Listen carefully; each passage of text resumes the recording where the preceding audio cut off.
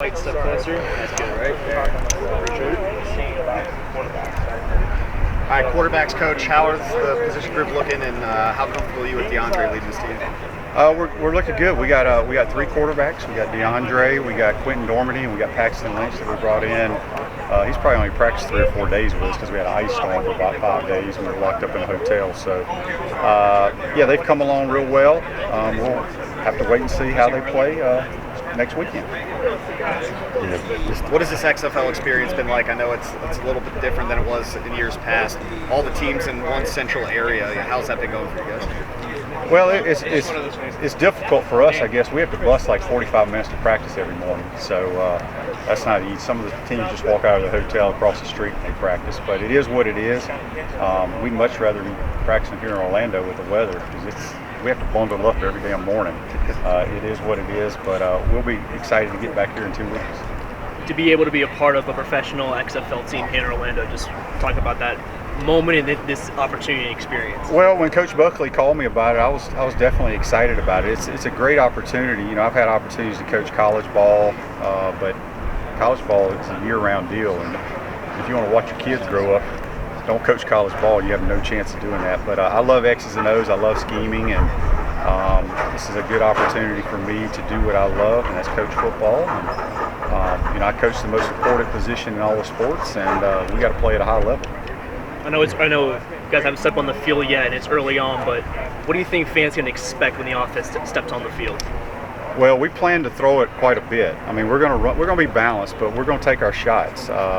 You know, Coach Buckley's giving us the go-ahead. You know, usually defensive-minded head coaches, they want to run the ball, control it, and all that kind of stuff. But he wants us to take shots, and that's right up my alley. So when we have the opportunities to take them, we will. I know you got some new rules in the XFL from that football's trying out for the first time.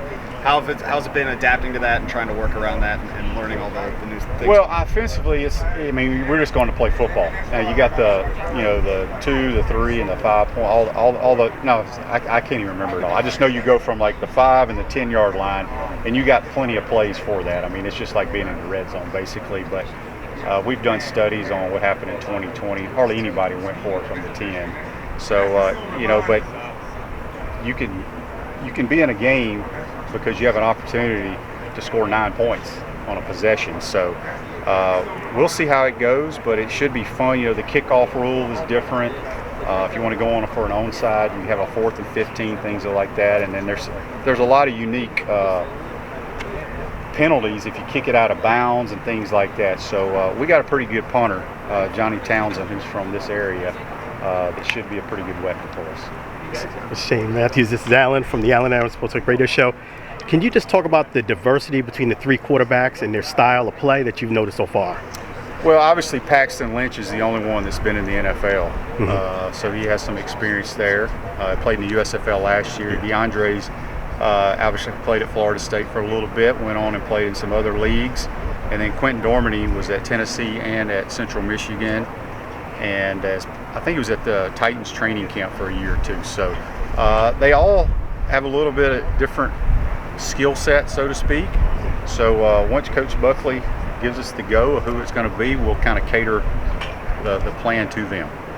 Yeah. And also, Mr. Matthews, one person that you got a lot of instruction from was Steve Spurrier. Can you talk about maybe something you've learned from him that you can instill in one of the quarterbacks? Well, I coach those guys just like I was coached. And, now, we don't have time to work on fundamentals and all that stuff because, we only have a certain period of time that you can practice. It's not like you can practice for 3 hours and stay out there another 30 minutes and throw. No, they know when you're on that field and you have to get off at a certain time. So there's not a whole lot of stuff you can do off the field, and it's just a short period of time. But from calling plays, how to read defenses, everything we're doing is what we did at Florida. Good. All right. Appreciate your time. Thank you. Best wishes. Guys, I got